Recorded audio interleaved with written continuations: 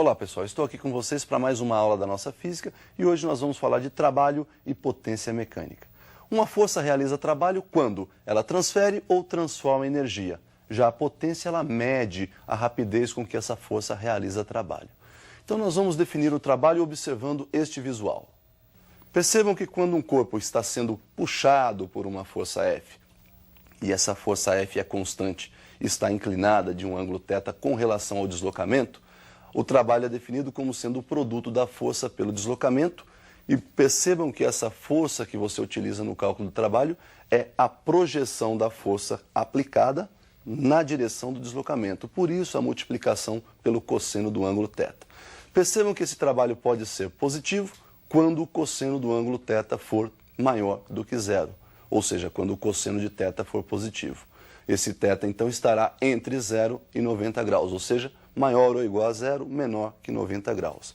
Já o trabalho será negativo quando o cosseno de θ for negativo, ou seja, quando o ângulo θ estiver entre 90 e 180 graus, ou θ maior que 90 graus, menor ou igual a 180 graus. Perceberam que temos a possibilidade de trabalho positivo e trabalho negativo.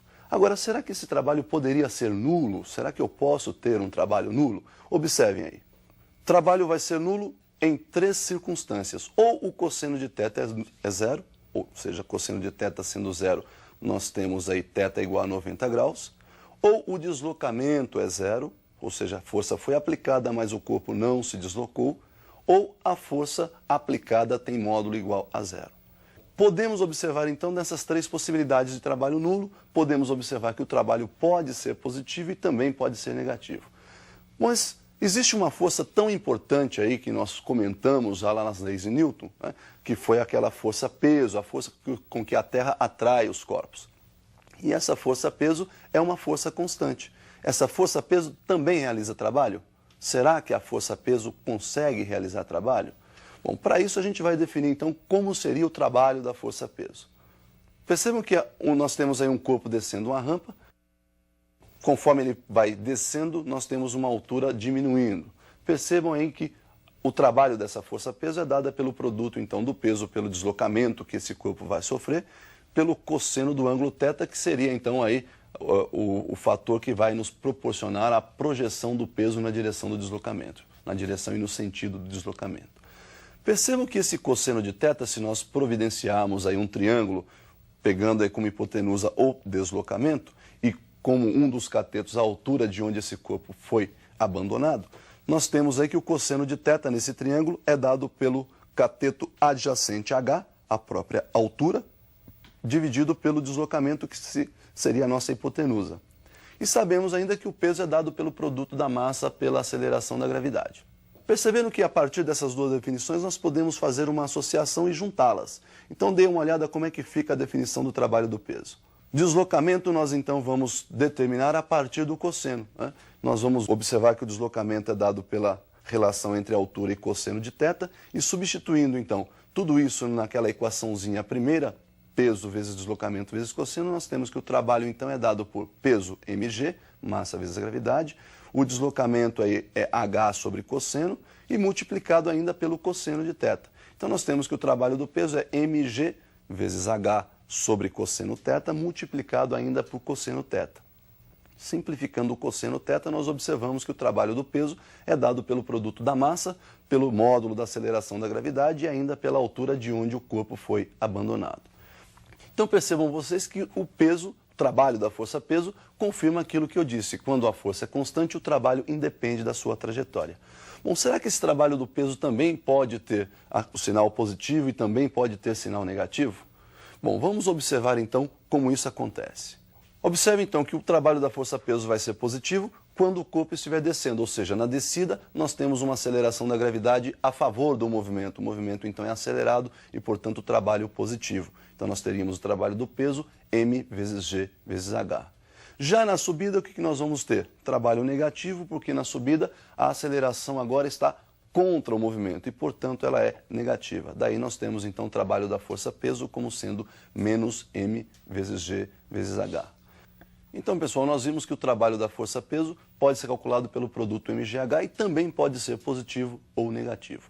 Perceba que quando nós tivermos mais do que uma força atuando num corpo, ou seja, várias outras forças também atuando nesse corpo, nós podemos calcular o trabalho da força resultante. Ou seja, o trabalho de todas as forças que estão aplicadas no corpo pode ser calculado através de um teorema denominado teorema da energia cinética. Vamos observar como é que seria então a demonstração do teorema da energia cinética. Então nós temos aí um corpo inicialmente com velocidade v0, sofrendo a ação de uma força F e vai se deslocar aí ao longo desse plano. Olha lá, a força tem a mesma direção e o mesmo sentido de deslocamento, né? Já está então na mesma direção, não preciso fazer a projeção. O trabalho dessa força é dada pelo produto da força pelo deslocamento. Percebam que a massa desse corpo multiplicado pela aceleração vai nos dar a força que está sendo aplicada a este corpo, a força resultante. Podemos ainda determinar uma relação de aceleração e deslocamento através da equação de Torricelli. Então, observando a equação de Torricelli, v² igual v0² mais 2 vezes a aceleração vezes o deslocamento. Se nós subtrairmos nos dois lados da igualdade o v0², não vai alterar a nossa equação. E percebam então que a minha equação ficará da seguinte forma: v² menos v0² igual v0² mais 2 vezes a aceleração vezes o deslocamento, menos v0². Do lado direito da igualdade, nós temos v0² positivo, v0² negativo. Então, nós vamos ter o seguinte resultado: v² menos v0² do lado esquerdo igual ao dobro da aceleração multiplicada pelo deslocamento. Se dividirmos membro a membro por 2, nós vamos ter então que v² menos v0² dividido por 2 é igual ao dobro da aceleração vezes o deslocamento dividido também por 2. Simplificando aí o segundo membro da equação, v² menos v0² sobre 2 igual a aceleração vezes d. Percebam que a partir dessas três equações, que nós temos aí isoladas, equações 1, 2 e 3, nós vamos definir agora o teorema. Perceba como fica esse teorema.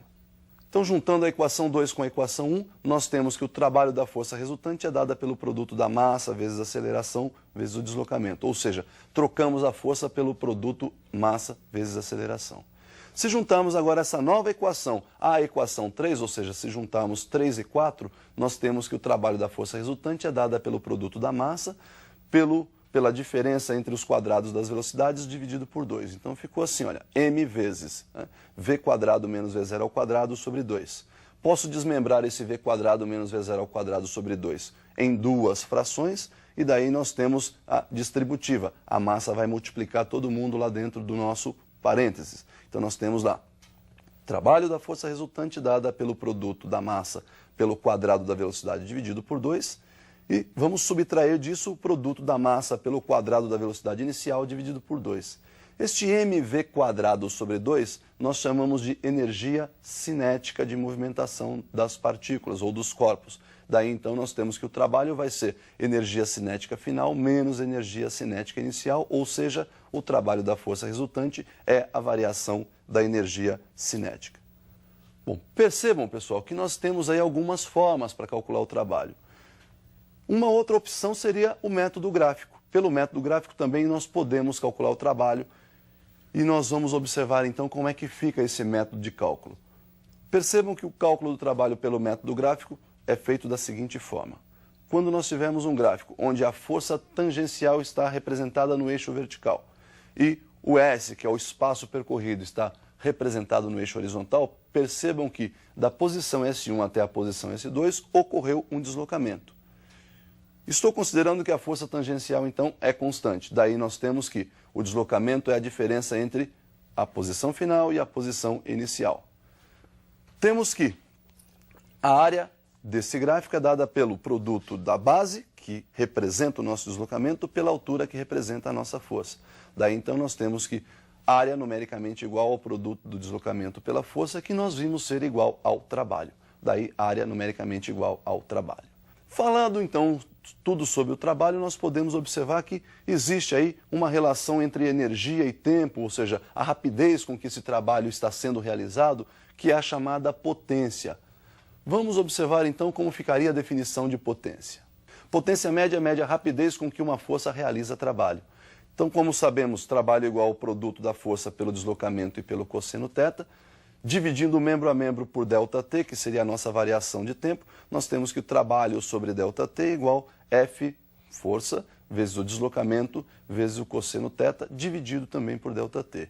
Lembrando que deslocamento sobre tempo nos proporciona o cálculo da velocidade média, temos que a potência é dada pelo produto da força, vezes velocidade média, vezes cosseno θ.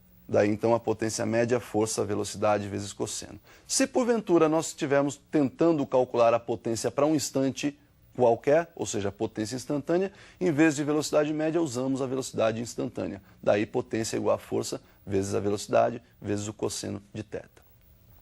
Também na potência, na definição de potência, a gente pode calcular o trabalho através de um gráfico, potência em função do tempo. Observe como fica esse cálculo. Percebam então que na vertical nós temos aí o eixo que representa a potência e na horizontal o eixo dos tempos.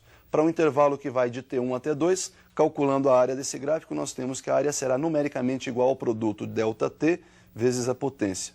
Substituindo a potência por trabalho sobre ΔT, nós temos que a área é numericamente igual a ΔT vezes trabalho sobre ΔT.